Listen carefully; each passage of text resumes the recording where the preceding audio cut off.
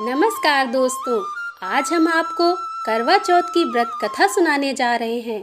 कथा शुरू करने से पहले आप सभी अपने अपने हाथों में 13 गेहूं के या जौ के दाने ले लें। तो चलिए शुरू करते हैं आज की व्रत कथा। बहुत समय पहले की बात है। एक साहूकार के 7 बेटे और उनकी एक बहन करवा थी। सभी 7 भाई अपनी बहन से बहुत प्यार करते थे, यहाँ तक कि वे पहले उसे खाना खिलाते और बाद में स्वयं खाते थे।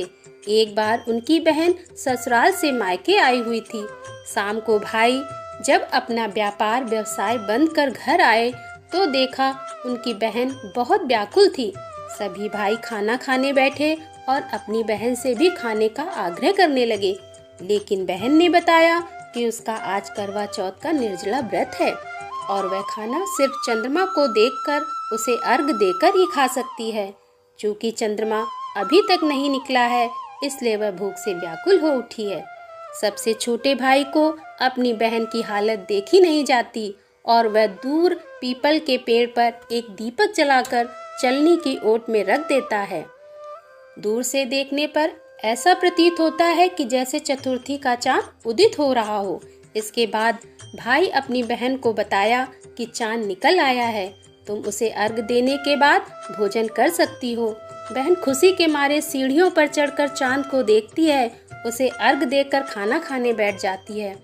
लेकिन जैसे ही वह पहला टुकड़ा मुंह में डालती है, उसे बहुत कस के छींक आ जाती है। दूसरा टुकड़ा डालने पर उसमें बाल निकल आता है और जैसे ही वह तीसरा टुकड़ा मुंह में डालने की कोशिश करती है, उसके पति की मृत्यु का समाचार उसे मिलता है।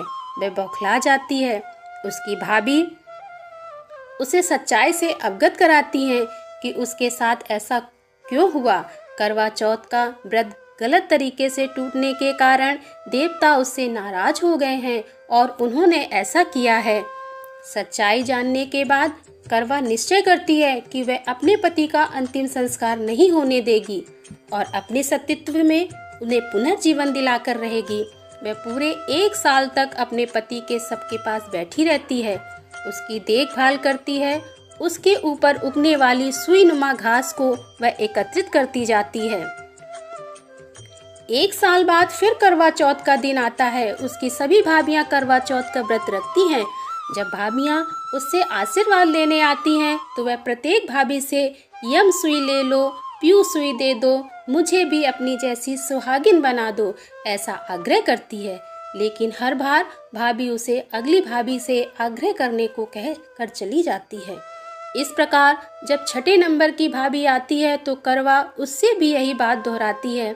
यह भाभी उसे बताती है कि चूँकि सबसे छोटे भाई की वजह से उसका व्रत टूटा था, अतः उसकी पत्नी में ही शक्ति है कि वह तुम्हारे पति को दोबारा जीवित कर सकती है। इसलिए जब वह आए तो तुम उसे पकड़ लेना और जब तक वह तुम्हारे पति को जिंदा ना करे उसे नहीं छोड़ना। ऐसा कहकर वह चली जाती है। सबसे अंत में छोटी भाभी आती है। करवा उनसे भी सुहागिन बनने का आग्रह करती है, लेकिन वह टाल मटोली करने लगती है।